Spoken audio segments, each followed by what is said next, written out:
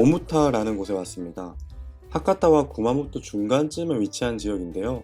처음에 여행 계획을 잡을 때 구글 맵으로 마우스를 이렇게 끄적끄적거리다가 이곳에 문화재 표시 같은 게 밀집되어 있길래 자세히 보니까 이 동네가 일본의 근대화 유산들이 있었습니다.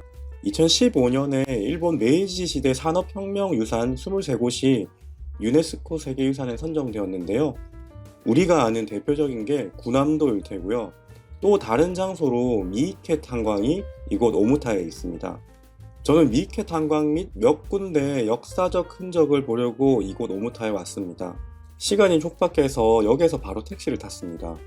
일본 택시 요금 살벌한 건 다들 아실 테지만 기본 요금 정도의 거리라면 급할 때 택시를 타는 것도 나쁘지 않은 것 같습니다. 기본 요금은 700엔이고 오무타역에서 미이케 탄광까지는 한 1100엔 정도 나왔습니다. 뭔가 을씨년스러운 건물이 그대로 간직되어 있었는데요. 이곳에서 조선인들이 강제징용되어서 노동을 했습니다. 여기는 혼자 둘러보는 곳이 아니라 60대로 추정되는 어르신이 가이드를 해주시거든요. 근데 제가 아무래도 일본어를 못하니까 서로 대화가 안 되니까 그냥 혼자 둘러보게 해주셨습니다. 약간 뉘앙스가 한국인이 이곳에 왜 왔지? 이런 느낌이 들었습니다. 왜냐면 여기가 유네스코 세계유산이라도 일본인들은 오지 않는 것 같은 느낌이 들었습니다.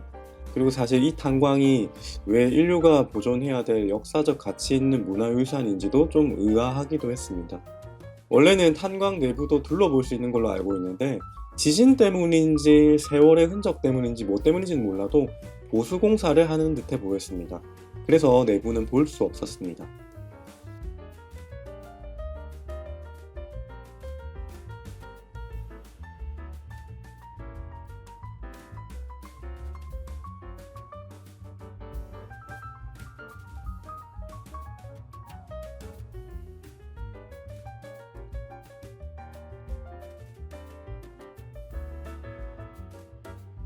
여기 한국어 안내에는 노골적으로 죄수노동을 시켰다고 되어 있더라고요.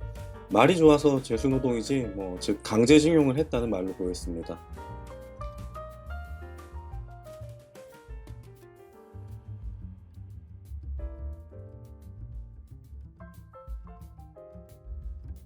매우 오래되어 보이는 송수관을 이곳저곳에서 볼 수 있었습니다.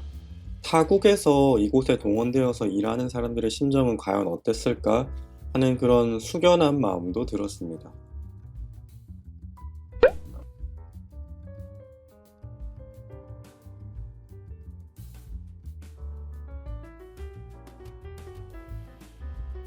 다음 방문 장소는 조종안 경교라는 곳인데요. 한문 그대로 발음한 것이라서 정확한 명칭은 모르겠는데 1674년에 일본 최초의 석조 아치형 수로교라고 합니다. 아무래도 이곳이 탄광 산업이 번성했던 지역이고 용수도 많이 필요했을 테니까 그 물 위를 지나갈 다리가 필요했을 것 같습니다. 약간 느낌이 경남 그 창녕에 가면 정조시대에 만들어진 영산 만년교라고 있는데 그 느낌이랑 비슷합니다. 이쁜 걸로 치면 영산 만년교가 훨씬 이쁘고요.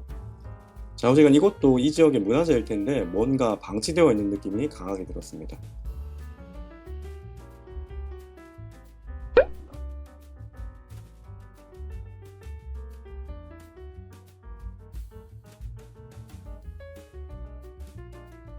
다음 장소는 미이케 형무소인데요. 지금은 형무소는 없고 담벼락만 있습니다. 그리고 형무소 자리에는 미이케 공업고등학교가 있습니다. 담벼락에 타일 같은 것들이 이제 세월의 흔적 때문에 점점 없어지고 있었는데 이 작은 골목의 담벼락을 걷고 있는데도 저곳 안에서 속칭 강제징용된 사람들의 외롭고 쓸쓸한 모습이 떠올랐습니다.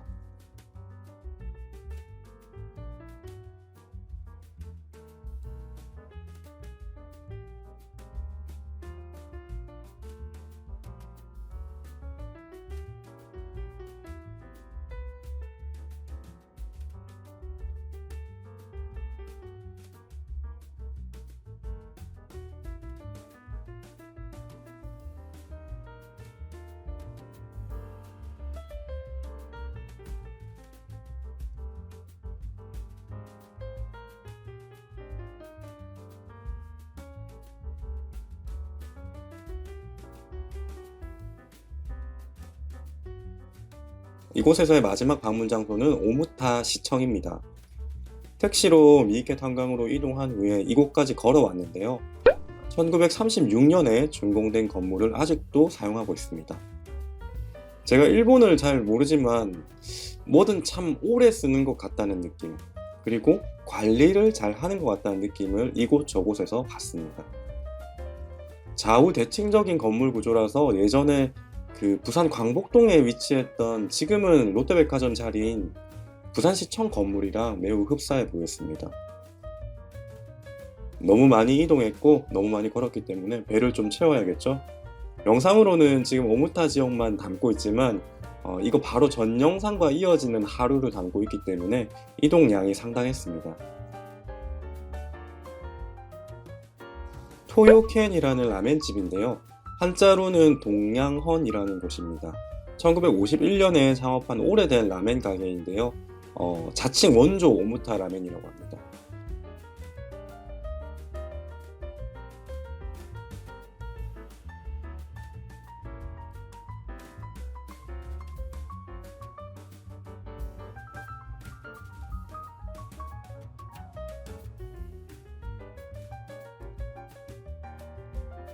저는 라멘과 볶음밥 세트를 시켰습니다. 일단은 일반적인 돈코츠 라면의 비주얼을 하고 있네요. 이거 솔직히 제가 배가 고파서 맛있는 건지 뭔지 모르겠지만 맛은 확실히 있었고요.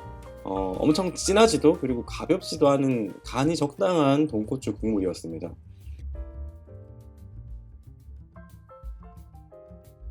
무엇보다 면발이 맛있었습니다. 그 면발이 그 면발일 텐데 유독 면발이 맛있었고, 또 맛있었던 건 볶음밥인데요. 간도 적당하고 이 볶음밥이 계속 이렇게 들어가더라고요.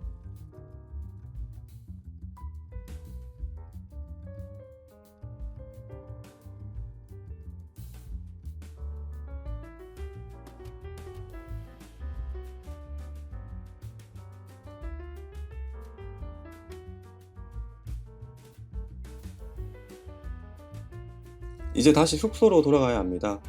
집에 가야겠죠. 하늘 보세요. 석양이 붉게 물든 것이 이쁩니다.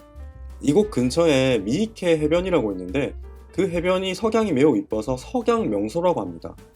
근데 버스로는 가는 법이 조금 애매해가지고 택시를 타자니 여기가 이제 촌이라 그런지 택시가 또 잘 안 보이더라고요. 그리고 사실 가는 것보다 돌아오는 게 더 문제라서 그냥 포기했습니다.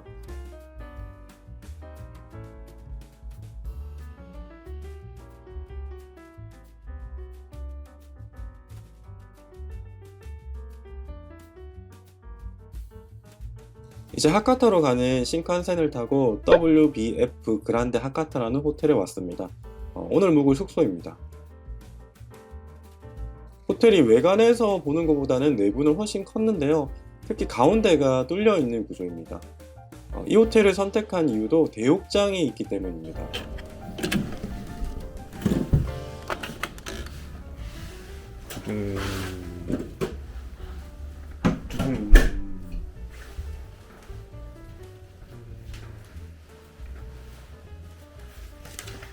객실 구조가 어제 묵었던 호텔이랑 똑같습니다.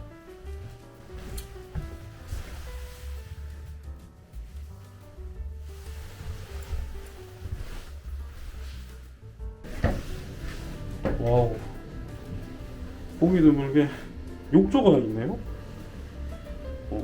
일본에서 욕조가 있는 호텔을 잘 보지 못했는데 욕조가 있습니다. 어메니티도 여기에 갖춰놓고 있네요. 뭐 별도로 1층에서 챙겨오는 게 아니라. 오늘 하루 너무 힘들었어요. 호텔에서 목욕도 하고 다음날 아침 일찍 집에 갈 준비도 마치고 근처에 심야에 하는 라멘집을 찾아다녔습니다. 구글맵상에 새벽 6시까지 하고 평점이 좋은 라멘집이 눈에 보였는데 브라보 라멘이라는 곳입니다. 구글맵 리뷰에는 돈코츠 베이스에 멕시칸 타코 시즈닝을 끼고 있는 그런 고기가 어우러진 멕시칸 풍의 라멘이라고 하는데요. 저는 약간 돈코츠 맛보다는 된장 맛에 그 오뚜기 미트 소스 스파게티를 몇 스푼 넣은 맛이 났습니다. 그런데 그 맛이 나쁘지가 않았습니다. 조화롭게 잘 어울리는 맛입니다. 매장의 음악도 되게 좀 특이했는데 보통 라면집 가면 엔까 뭐 이런 게 좀 나왔던 것 같은데 엔까는 너무 옛날인가요? 아무튼 일본풍의 음악이 아니라 R&B 뭐 이렇게 소울풍 그런 노래들이 나오더라고요. 그래서 일반적인 라면집과는 좀 다른 느낌이고 직원분들도 다들 젊으시더라고요. 저는 평일 수요일 밤 11시에 갔었는데 이미 만석이고 라면을 먹는 사람 절반, 라면을 먹으면서 술을 무진장 많이 먹는 사람 절반 있었습니다. 2층도 있었습니다. 물론 올라가 보지는 않았지만 저는 쭈구리처럼 한쪽 구석에 박혀서 라면을 냠냠 먹었습니다. 약간 느끼한 돈코츠 라면이 질려서 조금 다른 라면을 먹어보고 싶으시면 저는 이 집 추천해드리고 싶습니다. 조금 이색적인 라멘, 브라보 라멘을 추천해 보면서 라멘 먹는 모습을 끝으로 이번 영상 마무리하도록 하겠습니다. 감사합니다.